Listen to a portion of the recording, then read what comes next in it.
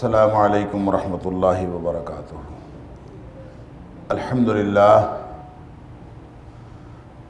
للہ وکفیٰ وسلام علی عبادہ الذین اصطفیٰ۔ اشہد ان لا الہ الا اللہ وحدہ لا شریک لہ واشہد ان محمدا عبدہ ورسولہ صلی اللہ علیہ وآلہ وسلم۔ اللہم صلی علی محمد وعلی آل محمد کما صلیت علی ابراہیم وعلی آل ابراہیم انک حمید مجید۔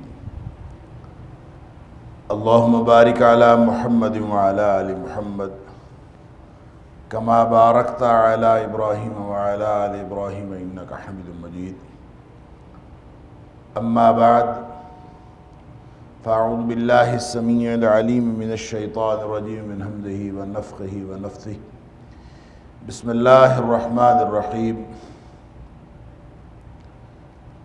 وَمِنْهُمُ الَّذِينَ يُؤْذُونَ النَّبِيَّ وَيَقُولُونَ هُوَ أُذُنٌ قُلْ أُذُنُ خَيْرٍ لَكُمْ يُؤْمِنُ بِاللَّهِ وَيُؤْمِنُ لِلْمُؤْمِنِينَ وَرَحْمَةٌ لِلَّذِينَ آمَنُوا مِنْكُمْ وَالَّذِينَ يُؤْذُونَ رَسُولَ اللَّهِ لَهُمْ عَذَابٌ أَلِيمٌ۔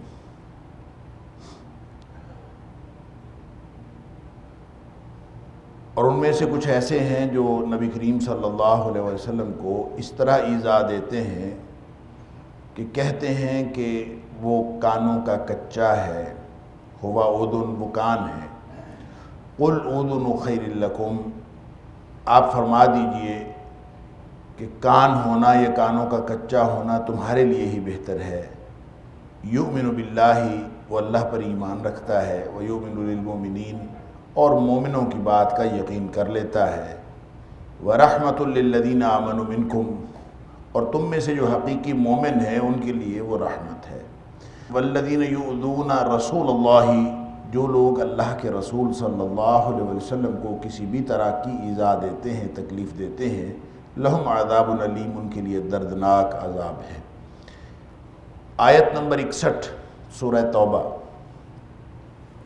یہاں سے آج کے سبق کا آغاز ہو رہا ہے۔ اور جیسا کہ پہلے یہ بات متعدد بار عرض کی جا چکی کہ آیت نمبر 38 سے لے کر، سورہ توبہ کی آیت نمبر 38 سے لے کر تقریباً اختتام تک دو مضامین اکٹھے چلتے ہیں۔ ایک ہے غزوہ تبوک کے حالات، اور ایک ہے منافقین کا طرز عمل، اور منافقین کے بارے میں اہل ایمان کو ہدایات اور نبی اکرم صلی اللہ علیہ وسلم کو ہدایات کے منافقین کے ساتھ طرز عمل کیسا رکھنا ہے۔ یوں منافقین کا تذکرہ اور غزوہ تبوک کا تذکرہ یہ ساتھ ساتھ چلتا ہے۔ اور اس میں ایک آیت نمبر 60 کے اندر ہم نے مصارف زکوٰۃ پڑھے گزشتہ درس کے اندر، اور یوں محسوس ہوتا ہے کہ شاید یہ کوئی مضمون سے ہٹ کر کوئی ایک کسی اور مضمون کی آیت اس کے درمیان میں لگا دی گئی ہے۔ ایسا نہیں ہے، بلکہ در حقیقت اس سے ماقبل بھی ایک اس الزام کا ذکر ہے کہ کسی منافق نے نبی کریم صلی اللہ علیہ وسلم پر الزام لگایا تھا کہ آپ جو صدقات کی تقسیم کر رہے ہیں اس کو ٹھیک طریقے سے تقسیم کریں۔ کیونکہ اس کا ذکر تھا تو اسی ضمن میں جو صدقات واجبہ ہیں، انما الصدقات کہہ کے ان کی تفصیل بیان کر دی کہ نبی اکرم صلی اللہ علیہ وسلم صدقات واجبہ کے بارے میں تو اختیار رکھتے ہی نہیں۔ ان کے لیے جو جن مدات پہ خرچ کرنا ہے وہ مدات فکسڈ ہے، اور وہ اللہ کی طرف سے مقرر کی گئی ہے۔ لہٰذا یہ الگ بات ہے کہ یہ ایک جنرل اصول کے تحت یہ ہمیشہ کے لیے مصارف زکوٰۃ ہمیں سورہ توبہ کی آیت نمبر 60 سے ملتے ہیں، اور اس کا تفصیل سے ہم نے آپس میں سمجھنے کی کوشش کی اور ذکر کرنے کی کوشش کی گزشتہ سبق کے اندر۔ اور یہ مصارف زکوٰۃ ہیں، اور زکوٰۃ صرف انہی مصارف پر خرچ ہونی چاہیے، اس لیے کہ اس کے شروع میں انما کہہ کے اس کو حصر کر دیا گیا ہے، اور یہ ایک کلیہ اور قاعدہ بنا دیا گیا ہے، اور صدقات صرف ان کے لیے ہے۔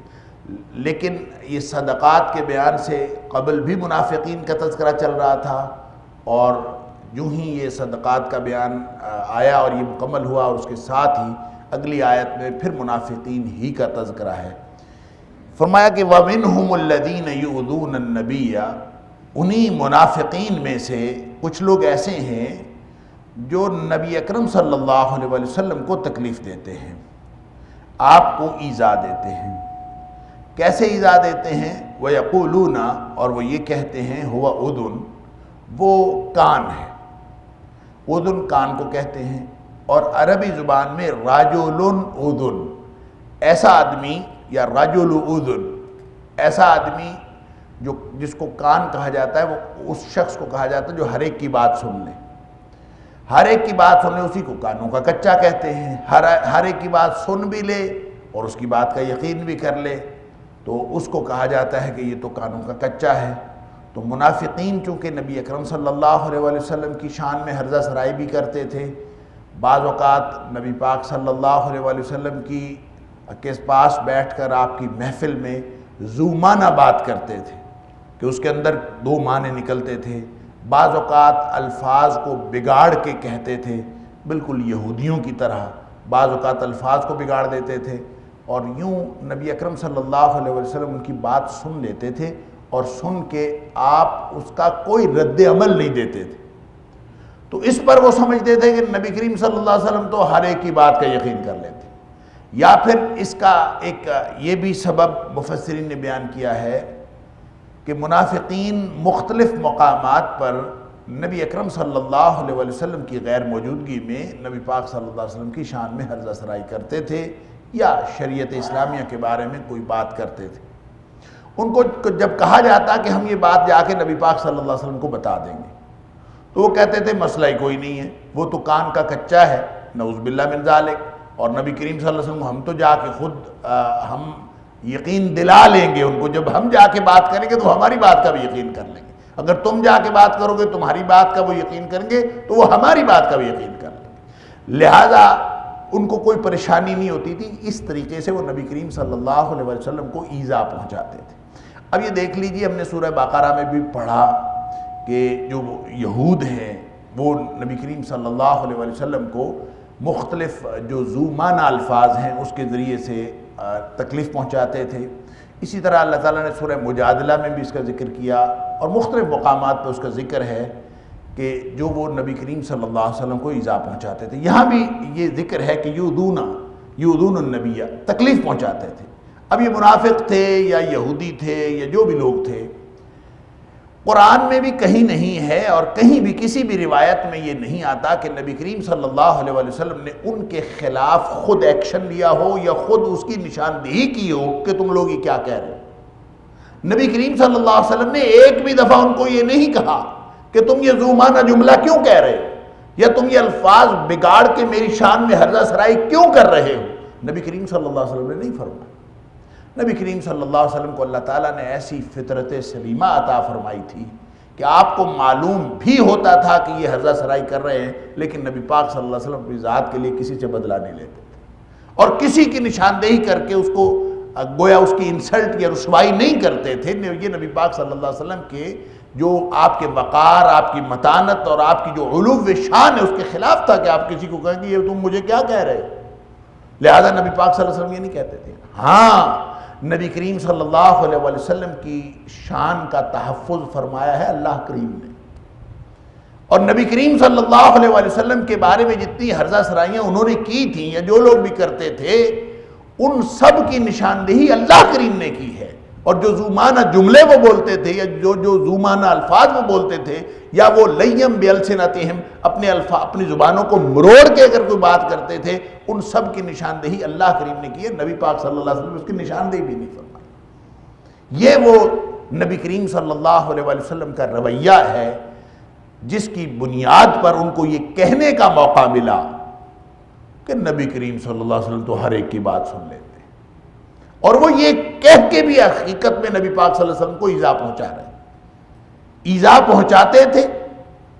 اور اگر کوئی ان کو کہتا تھا کہ یہ کیا کر رہے ہو تو کہتے تھے ہم جا کے یقین دلا لیں گے، وہ تو اذن ہے، اور وَيَقُولُونَ هُوَ اذن، ہم جا کے نبی کریم صلی اللہ علیہ وسلم سے ہم بھی بات کر لیں گے تو وہ یقین کر لیں گے۔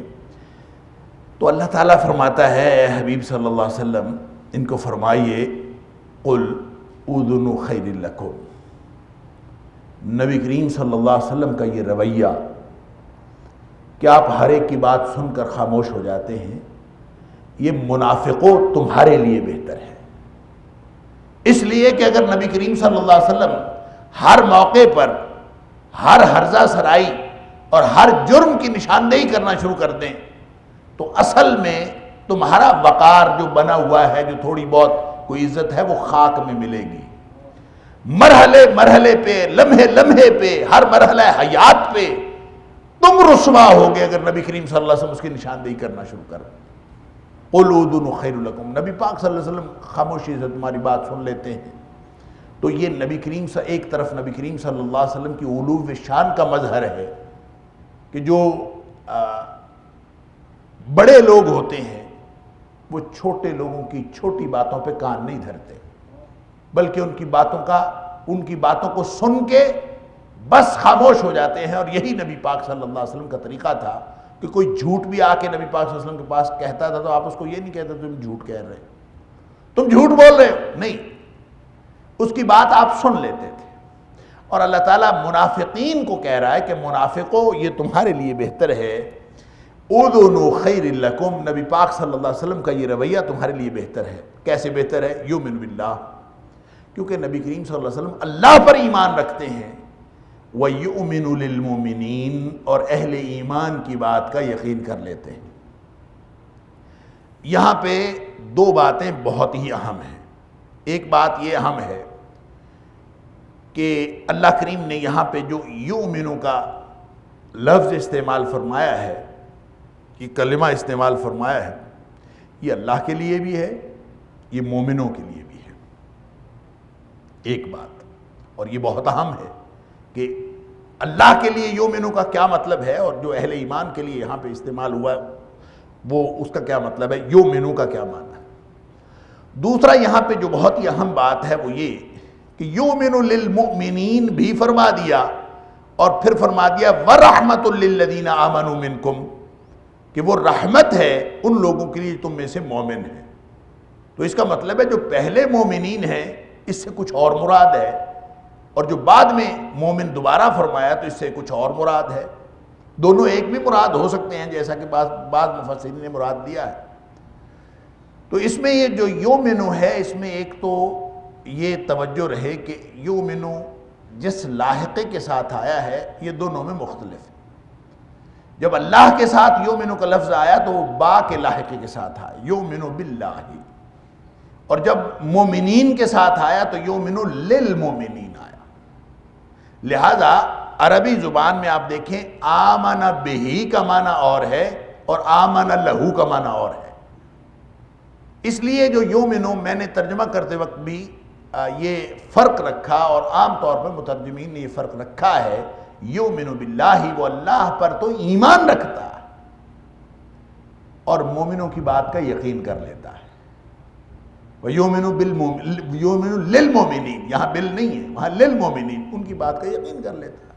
تو آمن لہو کی بات اگر کہیں پہ آمن لہو ہو تو اس کا معنی ہوتا ہے ایقن لہو یا ایقن علیہ، اس کی بات کا یقین کر لینا۔ اور اگر یہ آمن بہی ہو تو اس کا معنی ہوتا ہے صدقہ، اس کی تصدیق کرنا، اور یہ ہے ایمان کی اصل جو قسم ہے۔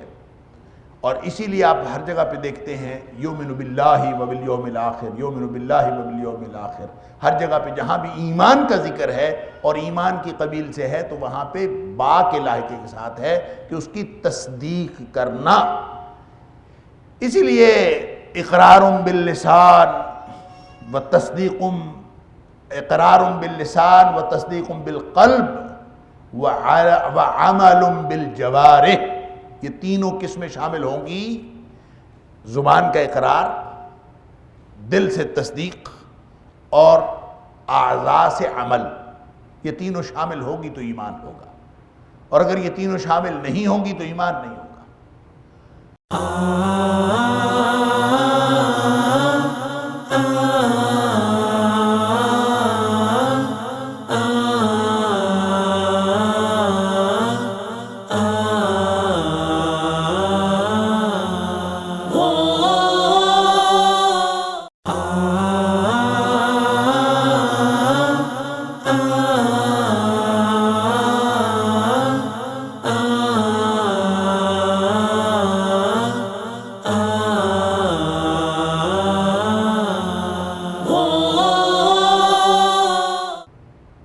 بخاری علیہ رحمہ نے اسی لیے ایمان کے اوپر جو ایک باب باندھا ہے، الایمان هو العمل، ایمان کرنے کا کام ہے، ایمان صرف سوچ سمجھ کے بیٹھ رہنے کا کام نہیں ہے، الایمان هو العمل، یہ تو کرنے کا کام۔ اور پھر نبی پاک صلی اللہ علیہ وسلم کی وہ حدیث بھی اس کی وضاحت کرتی ہے۔ میں اس ایمان کی تفصیل بیان کرنا اس وقت مقصود نہیں ہے، یہ ہم بڑی تفصیل سے شروع میں پڑھ آئے ہیں جب الذین یؤمنون بالغیب کی بات ہوئی تھی سورہ بقرہ کی ابتدا میں۔ تو نبی اکرم صلی اللہ علیہ وآلہ وسلم کا یہ فرمان کہ ایمان کے 70 سے کچھ اوپر شاخیں ہیں، اس کے شعبے ہیں، اور آپ نے فرمایا کہ سب سے بڑا شعبہ، سب سے بڑی شاخ جو ایمان کی ہے وہ اللہ کی وحدانیت کا اقرار کرنا اور نبی کریم صلی اللہ علیہ وآلہ وسلم کی رسالت کا اقرار کرنا ہے، یہ سب سے اعلیٰ ہے۔ اور سب سے ادنا جو ہے اس کا شعبہ، سب سے آخری شعبہ فرمایا اماطۃ الاذی عن الطریق، راستے سے کسی تکلیف دہ چیز کو ہٹا دینا، یہ بھی ایمان کی ایک شاخ ہے۔ اب اندازہ کیجئے کہاں کلمہ پڑھنا، کہاں لا الہ الا اللہ کہنا، کہاں شہادت دینا اللہ کی وحدانیت کی اور نبی پاک صلی اللہ علیہ وسلم کی رسالت کی، اور کہاں راستے سے کسی تکلیف دہ چیز کو ٹھوکر مار کے، پاؤں کی ٹھوکر مار کے ہٹا دینا، یہ وہ بھی ایمان ہے اور یہ بھی ایمان۔ تو اس کا مطلب ہے ایمان اقرار باللسان و تصدیق بالقلب اور پھر ساتھ عمل بالجوارح، یہ ایمان کی پوری تفصیل ہے۔ تو یؤمن باللہ، اللہ پر ایمان رکھتا ہے، اور ساتھ فرمایا وَيُؤْمِنُ لِلْمُؤْمِنِينَ، مومنین کی بات کا یقین کر لیتا ہے۔ اب پھر فرمایا وَرَحْمَةٌ لِلَّذِينَ آمَنُوا مِنكُمْ، اور تم میں سے جو واقعی مومن ہیں ان کے لیے رحمت ہے یہ بات، اور منافقوں کے لیے تو رحمت نہیں ہے، خیر ہے، بہتری ہے کہ ان کی رسوائی سے بچ جاتے ہیں۔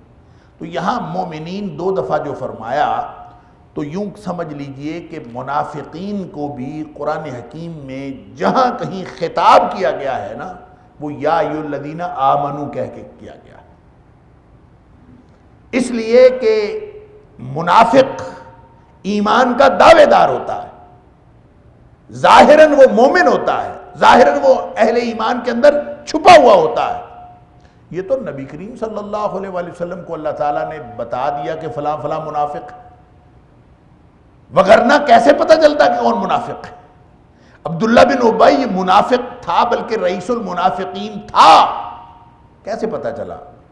نبی کریم صلی اللہ علیہ وسلم کو اللہ نے بتایا، اللہ نے ہمیں، نبی پاک صلی اللہ علیہ وسلم نے ہمیں بتا دیا کہ وہ منافق ہے، لہذا جتنے بھی منافق تھے ان کے بارے میں نبی کریم صلی اللہ علیہ وسلم نے خبر دی۔ یعنی تبوک کے دوران ہی وہ واقعہ جہاں منافقین نے نبی کریم صلی اللہ علیہ وسلم پر گھات لگا کے حملہ کرنے کی کوشش کی، اور انہوں نے پلان کیا ہوا تھا کہ ہم نبی کریم صلی اللہ علیہ وسلم کو گویا شہید کر دیں گے، اور انہوں نے اپنے پوری پلاننگ منافقوں نے کی ہوئی تھی، اور انہوں نے اپنے چہرے چھپائے ہوئے تھے کہ ہمیں کوئی پہچان نہ لے، اور انہوں نے نبی پاک صلی اللہ علیہ وسلم کو اکیلا سمجھ کے، جب آپ دوسرے قافلے سے تھوڑا الگ تھے، تنگ گھاٹی سے آپ گزر رہے تھے یا گزر کے بیٹھے تھے، تو آپ کے ساتھ صرف 2 لوگ تھے، حضرت حذیفہ بن یمان رضی اللہ تعالیٰ عنہ اور حضرت عمار بن یاسر رضی اللہ تعالیٰ عنہ۔ اس موقع پر انہوں نے حملہ کر دیا نبی پاک صلی اللہ علیہ وسلم، لیکن حضرت حذیفہ بن یمان رضی اللہ تعالیٰ عنہ، حضرت عمار بن یاسر،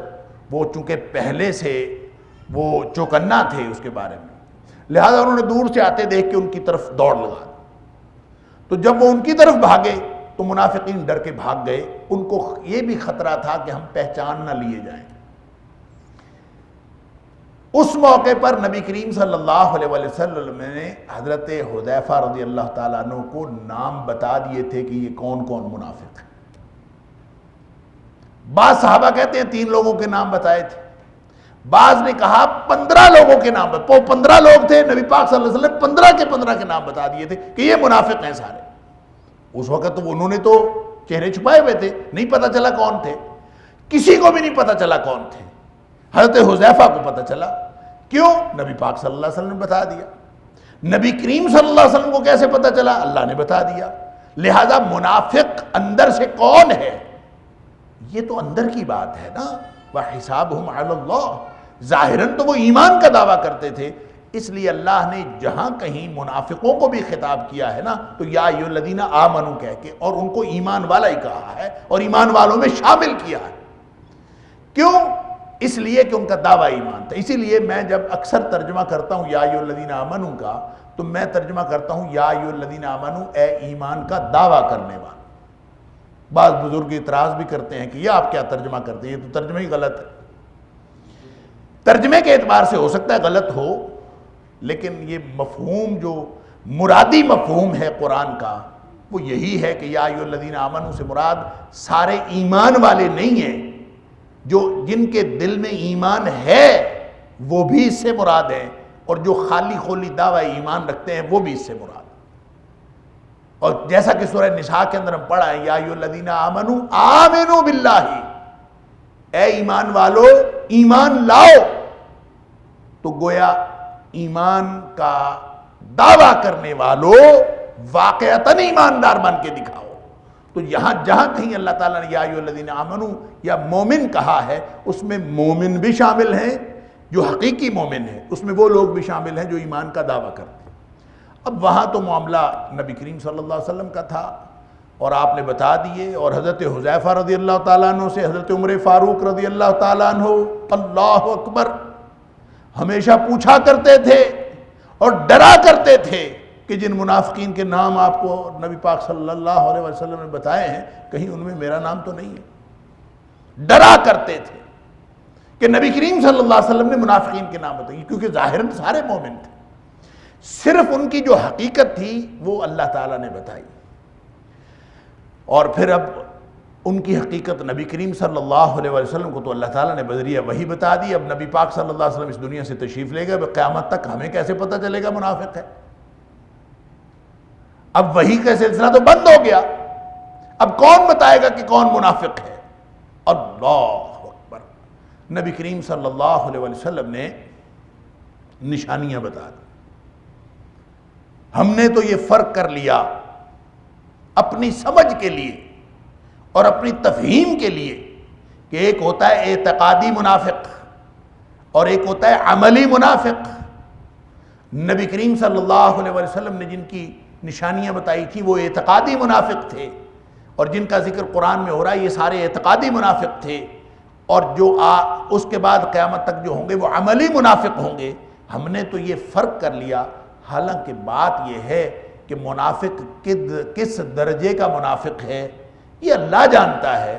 منافق ہوتا ہی وہ ہے جس کے دل میں رتی بھر ایمان نہیں ہوتا، اس کا ایمان وہ اس نے ایمان اپنے کفر کو چھپایا ہوا ہوتا ہے ایمان ظاہر کر کے. یہ ہو سکتا ہے کہ بعض اوقات اہل ایمان سے کافرانہ طرز عمل، کافرانہ اعمال ہو جاتے ہیں. مومن کفریہ عمل کر بیٹھتا ہے، اسی طرح مومن سے منافقانہ عمل بھی ہو جاتا ہے. مومن سے کوئی منافقانہ عمل ہو جائے تو وہ اس کا مطلب یہ نہیں ہوتا کہ وہ منافق ہو گیا ہے. اسی طرح مومن سے اگر کوئی کفری عمل ہو جائے تو اس کا مطلب یہ نہیں ہوتا کہ وہ کافر ہو گیا ہے، وہ رہتا مومن ہی ہے. البتہ جتنا اس نے کفری عمل کیا ہے اس کا وبال اس کے اوپر پڑے گا، دنیا میں بھی پڑتا ہے آخرت میں بھی پڑے گا. لیکن جو دل سے کافر ہے، دل سے منافق ہے، یا اس کے دل میں رتی بھر ایمان نہیں ہے لیکن اس نے اپنے آپ کو ایمان مومن ظاہر کیا ہوا ہے، اس کا کسی کو نہیں پتہ چل سکتا. اب قیامت تک منافق کے پہچان کے وہی پیمانے ہوں گے جو نبی کریم صلی اللہ علیہ وسلم نے بتایا. آپ نے فرمایا، کسی حدیث میں فرمایا کہ 3 نشانیاں، کسی میں بتایا 4 نشانیاں، اور بعض احادیث میں اور ایک ایک کر کے نشانیاں بھی بتائیں. جہاں 3 یا 4 نشانیاں بتائیں، ایک روایت میں آتا ہے کہ جس میں یہ 4 نشانیاں موجود ہوں، یا ایک روایت کے مطابق 3 نشانیاں موجود ہوں، آپ نے فرمایا کان منافقا خالصا، وہ پکا منافق ہے. اللہ اکبر. اور ایک روایت میں آتا ہے کان منافقا خالصا وَإِن صَلَّى وَصَامَ، چاہے وہ نماز پڑھتا ہو، روزے رکھتا ہو، پھر بھی پکا منافق ہے. اس لیے کہ اس دور کے منافق بھی نمازیں پڑھتے تھے، روزے رکھتے تھے.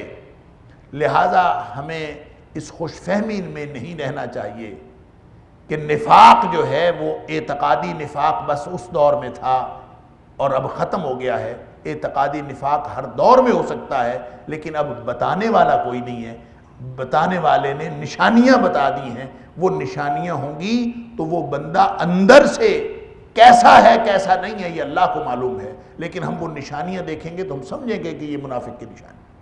اور پھر نبی پاک صلی اللہ علیہ وسلم نے یہ بھی فرمایا جس کے اندر ایک نشانی ہے وہ چوتھائی منافق ہے، جس کے اندر 2 نشانیاں ہیں وہ آدھا منافق ہے، 3 نشانیاں ہیں تو وہ 75% منافق ہے، اور ساری 4 نشانیاں پکی ہوں تو پکا منافق ہے، چاروں موجود ہوں۔ اللہ اکبر۔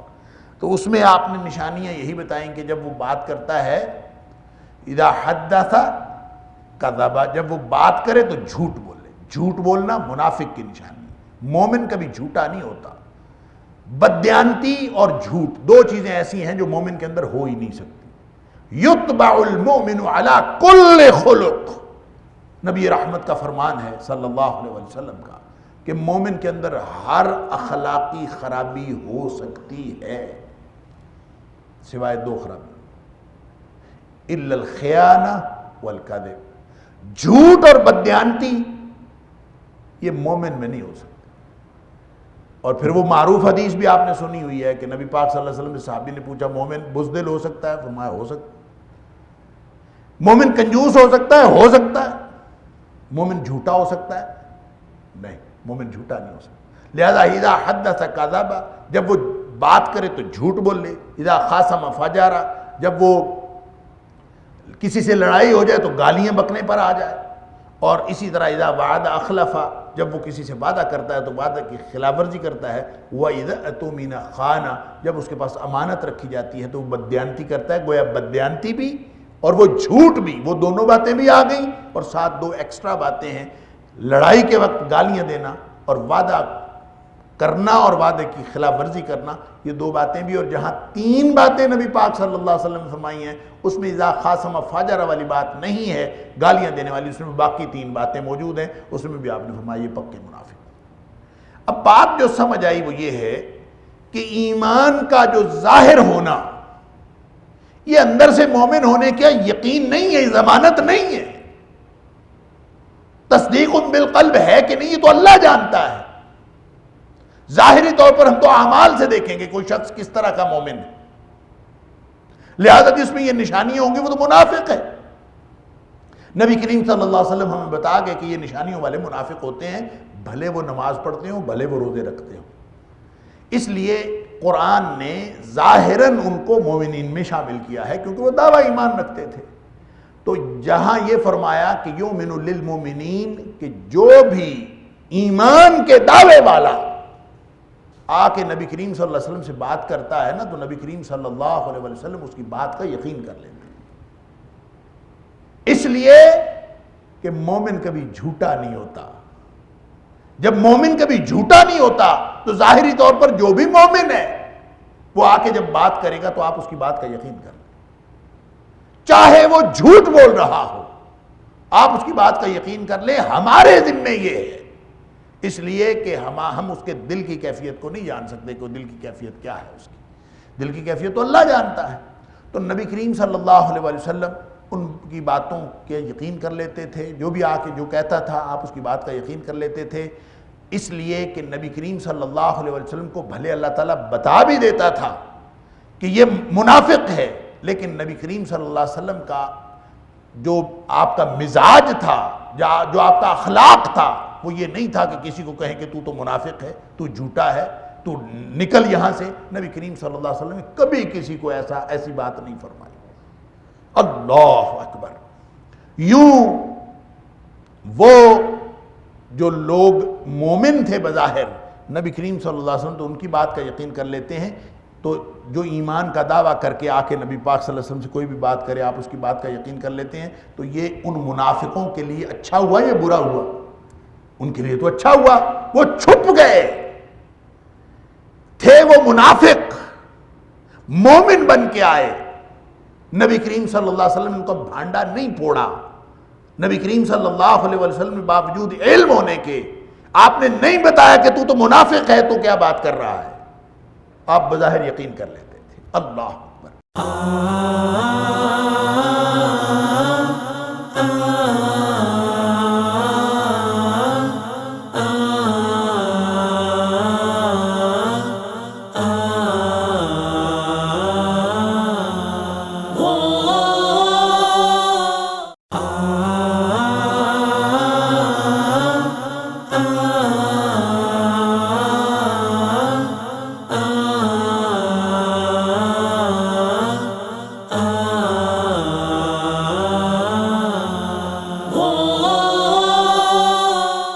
لیکن جو منافق ہوتا تھا، جس کے بارے میں نبی پاک صلی اللہ علیہ وسلم کو اللہ نے بتا دیا ہوتا تھا، آپ کو معلوم ہوتا تھا کہ اندر سے یہ کھوٹا آدمی ہے، یہ جھوٹا آدمی ہے، لیکن آپ اس کو کہتے نہیں تھے کہ جھوٹا ہے، آپ بظاہر اس کی بات کا یقین کر لیتے تھے۔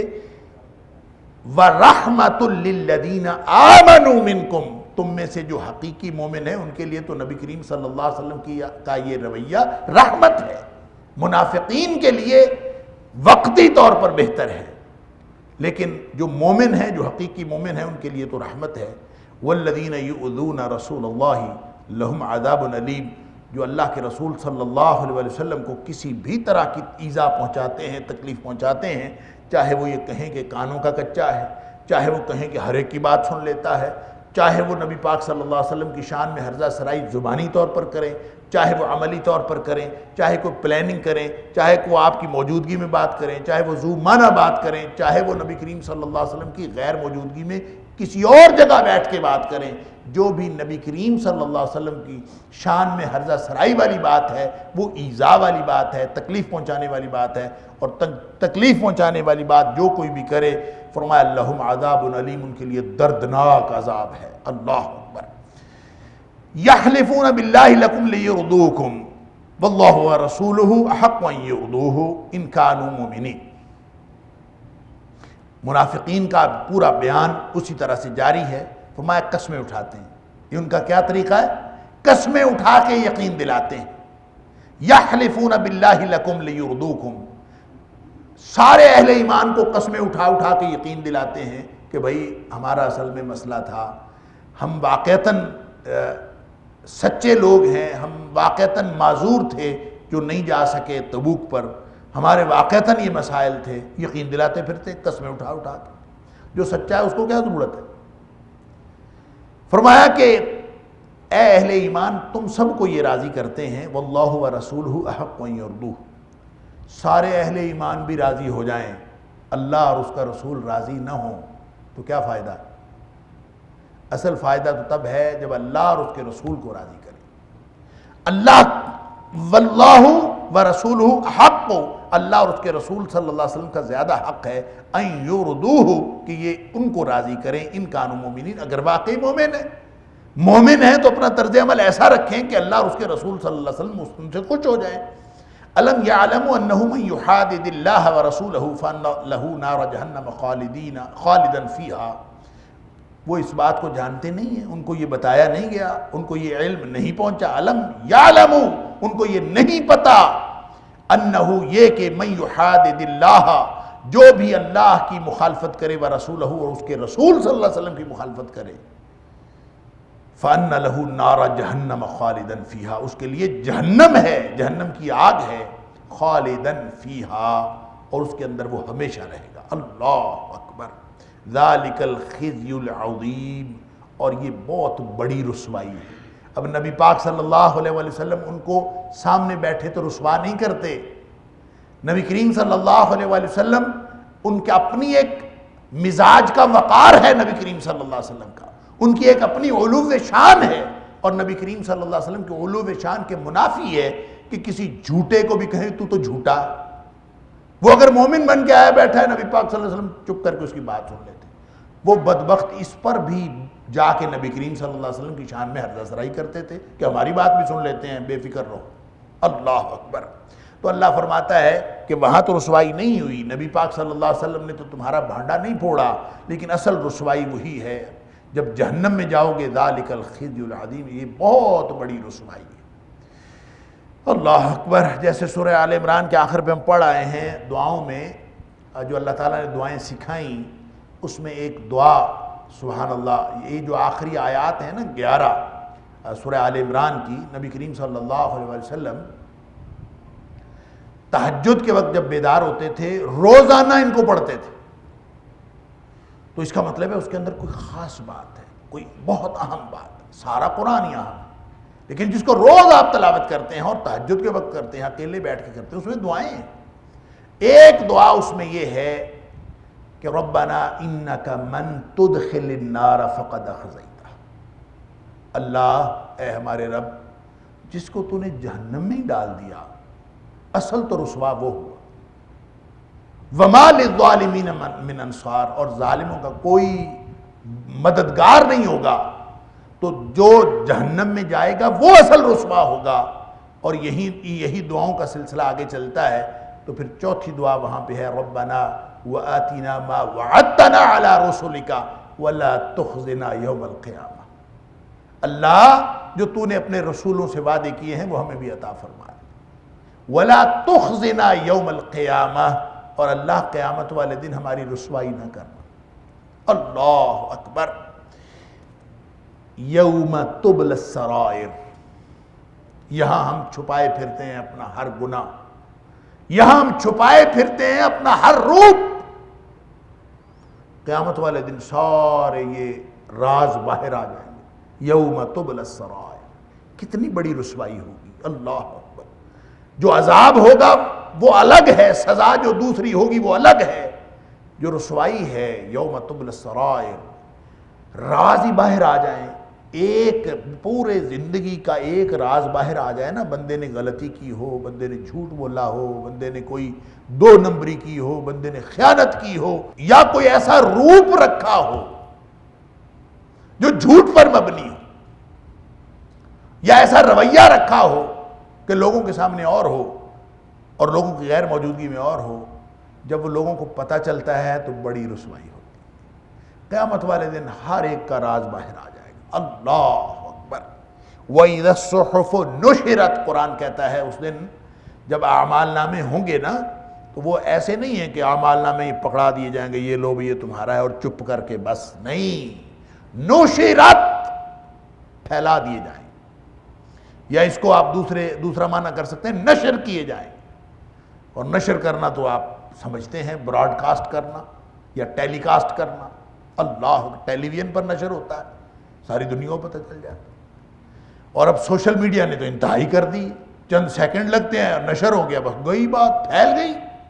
تو قیامت والے دن کس طرح سے ہر ایک کا اعمال نامہ پھیلے گا، اللہ کو، یہ تو اللہ ہی جانتا ہے. لیکن وہ بڑی رسوائی، اللہ تعالیٰ اس دن کی رسوائی سے بچائے.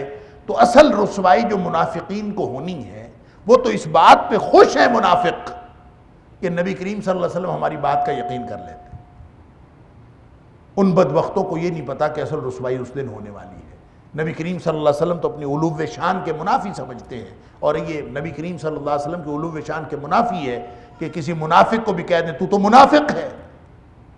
نبی کریم صلی اللہ علیہ وسلم کی شان تو یہ ہے کہ آپ اپنے دشمن کو، جو رئیس المنافقین تھا، جو سارے منافقوں سے بڑا تھا، آپ اس کو بھی کہتے ہیں ہمارا ساتھی ہے، بھی اس کو قتل نہ کریں. اللہ اکبر. ذالک الخزی العظیم، وہ بڑی رسوائی ہے اس دن کی. اللہ اکبر. یحذر المنافقون ان تنزل علیہم سورۃ تنبئہم بما فی قلوبہم. یہ جو منافق ہیں ڈرتے ہیں. یہ منافق عجیب و غریب منافق تھے.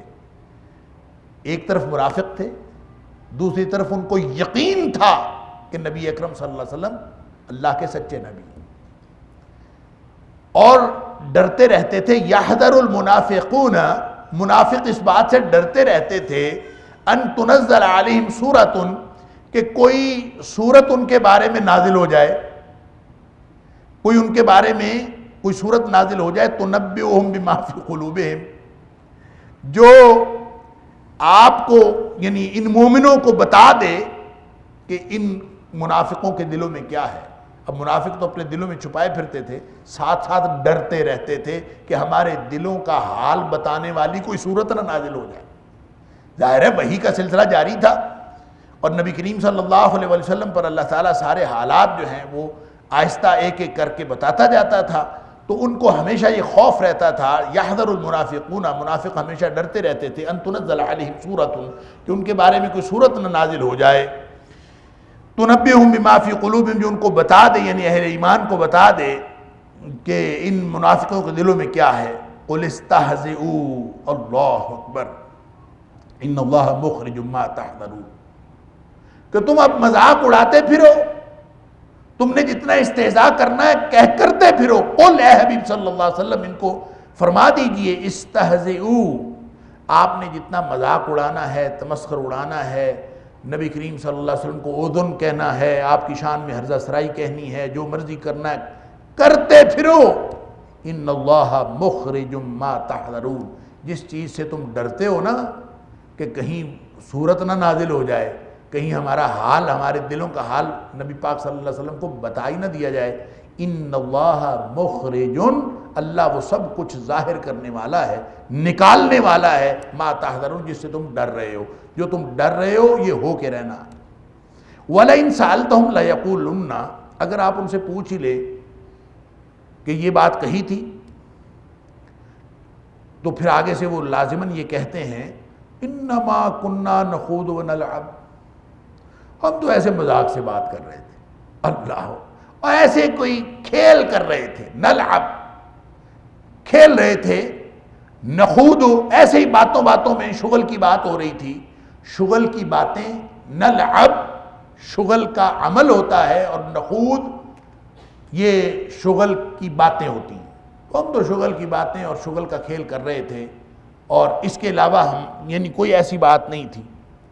قل اباللہ وآیاتہ ورسولہ کنتم تستہزئون، آپ فرما دیجئے او بدبختو تمہیں ڈر نہیں لگتا کہ تم اللہ کے ساتھ، اللہ کی آیتوں کے ساتھ اور اللہ کے رسول کے ساتھ تم مذاق اڑا رہے ہو، ان کے ساتھ کھیل رہے ہو، اور مذاق کی باتیں اور شغل کی باتیں اور شغل کا عمل اللہ کے ساتھ، اللہ کی آیتوں کے ساتھ، اللہ کے رسول کے ساتھ، کنتم تستہزئون، تم مذاق اڑا رہے ہو، تمہیں اس بات کا ڈر نہیں لگتا؟ لا تعتذروا قد کفرتم بعد ایمانکم، اب بہانے بنانے کی کوئی ضرورت نہیں، عذر مت پیش کرو، لا تعتذروا، یہ دنیا میں بھی عذر بہانے اور یہ قیامت میں بھی جا کے عذر اور بہانے ہوں گے۔ اللہ تعالیٰ فرماتا ہے کافرو لا تعتذروا اليوم، آج بہانے نہ بناؤ، اس کا مطلب ہے وہاں بھی جا کے لوگ بہانے بنائیں گے، جیسے دنیا میں منافقوں نے بنائے اور دل میں تو ان کے بھی کفر ہوتا ہے۔ لا تعتذروا، بہانے نہ بناؤ، قد کفرتم بعد ایمانکم، تم نے ایمان لانے کے باوجود کفر کیا ہے۔ ان نعف عن طائفۃ منکم، اگر ہم معاف کر دیں تم میں سے ایک گروہ کو، نعذب طائفۃ بانہم کانوا مجرمون، تو کوئی دوسرا طائفہ ضرور سزا پائے گا، بانہم کانوا مجرمین، اس لیے کہ وہ مجرم ہیں۔ اور کون سا طائفہ کس کو معاف کر دے؟ یعنی کوئی معافی مانگ لے، کوئی توبہ کر لے، اگر ایک بچ بھی جائے گا معافی مانگ کے، تو منافقوں نے بہرحال پھنسنا ہی پھنسنا ہے، اور انہوں نے اللہ تعالیٰ کے ہاں جا کے سزا کا مستحق ہونا ہی ہونا ہے، بأنہم کانوا مجرمین، اس لیے کہ وہ مجرم تھے۔ المنافقون والمنافقات بعضهم من بعض، یہ منافق مرد ہوں یا عورتیں ہوں، یہ فرق نہیں پڑتا، یہ سارے ایک دوسرے کے اندر سے ہی ہیں، بعضهم من بعض، ایک دوسرے کے اندر سے ہی ہیں۔ یامرون بالمنکر وینہون عن المعروف، اللہ اکبر، ان کا طریقہ کار کیا ہے؟ یہ برائی پھیلاتے ہیں اور نیکی سے روکتے ہیں۔ اب سوچتے جائیے، دیکھتے جائیے، قرآن صرف نبی پاک صلی اللہ علیہ وسلم کے دور کے لیے نہیں ہے، یہ قیامت تک کے لیے ہے۔ اب آپ اعتقادی منافقوں کا دل چیر کے تو نہیں دیکھ سکتے، جو نشانیاں اللہ کے رسول صلی اللہ علیہ وسلم نے بتائی ہیں اور جو نشانیاں اللہ قرآن میں بتا رہا ہے، وہ نشانیاں تو آپ سمجھ سکتے ہیں کہ کون مومن ہے اور کون منافق ہے، بظاہر تو سارے مومن ہیں۔ لہذا جو نیکی کا حکم دیتا ہے، برائی سے منع کرتا ہے، یہ مومن کی نشانی ہے، اور جو برائی کا حکم دیتا پھرے، برائی پھیلاتا پھرے، یامرون بالمنکر، منافقوں کی ایک نشانی یہ ہے کہ یہ عورتیں ہوں یا مرد ہوں، یہ کبھی سول سوسائٹی کے نام پر، کبھی یہ کوئی کسی آرگنائزیشن کے نام پر، کبھی کوئی تنظیم بنا کر، ان کا کام ہی برائیاں پھیلانا ہے۔ یامرون بالمنکر وینہون عن المعروف، جہاں کہیں تم دیکھو کہ لوگ برائیاں پھیلا رہے ہیں اور نیکی سے لوگوں کو روک رہے ہیں، تو پھر اور کس نشانی کی ضرورت ہے کہ منافق ہیں کہ نہیں ہیں؟ اللہ